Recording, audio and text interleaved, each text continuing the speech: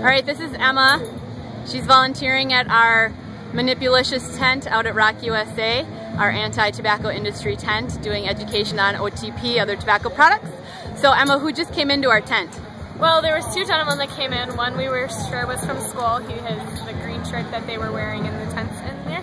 And then their other guy was just, we weren't really sure yet who he was, but they were both clearly tobacco users. Okay, and then what did they ask, or did you initiate the conversation? Well, they actually initiated the conversation. They came in.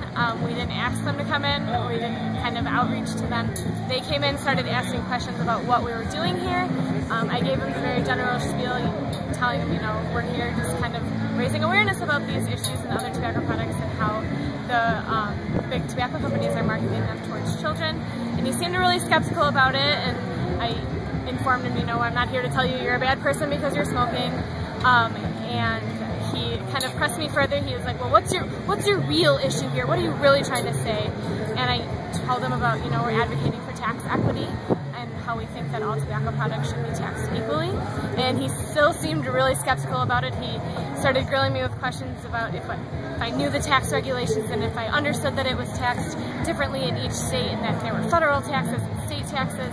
And then he asked if I was following up on FDA regulations, and he asked who's in charge of this, and he asked if I was, and I said I was not, and he asked if the person was around, and I said no, they weren't. I'm just a volunteer for the weekend. So, and he thanked me and walked away.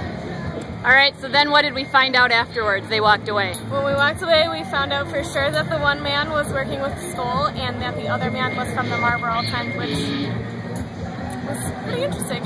So we think that they're watching us. Absolutely. They're wondering what the heck we are doing. Yes. And conveniently, who just came from the Skoal, the Marlboro tents? Well, we did.